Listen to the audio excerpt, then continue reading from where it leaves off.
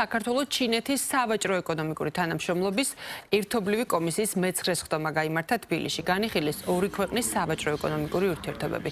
ეკონომიკის სამინისტროს ცნობით, მხარებმა იმსჯელეს თავისუფალი ვაჭრობის გაღრმავების პერსპექტივებსა და საინვესტიციო ურთიერთობებზე, ასევე ტრანსპორტის, ლოგისტიკის, ენერგეტიკის და სხვა სფეროებში თანამშრომლობის მიმართულებებზე.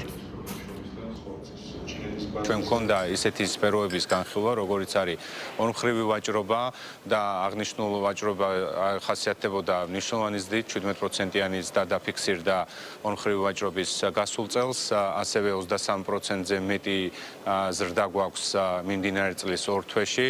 ასევე მნიშვნელოვანი იყო ტურიზმის სფეროში თანამშრომლობის განხილვა, სადაც ჩვენ შევეხეთ იმ პირდაპირ ფრენების მნიშვნელობას. ჩვენ ასევე მიმოვიხილეთ ტრანსპორტ სფეროში თანამშრომლობა, ამ კუთხით ხაზი გაუსვით შუა კორიდორის მნიშვნელობას და იმ ტვირთნაკადის ზრდას, რომელიც ბოლო წლების განმავლობაში განსაკუთრებით შთამბეჭდავია. ეს არის შესაძლებლობა ორ ქვეყანამ ისაუბროს არსებულ თანამშრომლობაზე ეკონომიკური, სავაჭრო-ეკონომიკური მიმართულებით და კიდე სხვა მრავალი მიმართულებით და რა თქმა უნდა ეს ძალიან დიდი იმპულსს აძლევს ამ ორ თანამშრომლობას. როგორც მოგეხსენებათ, 2023 წელს საქართველოს და ჩინეთმა გამოაცხადა სტრატეგიული თანამშრომლობა, მას შემდეგ მნიშვნელოვნად არის გაზრდილი თანამშრომლობა სხვადასხვა სფეროში და სხვადასხვა მიმართულებით, განსაკუთრებით სავაჭრო-ეკონომიკური მიმართულებით, ტურიზმის მიმართულებით, ტრანსპორტის მიმართულებით.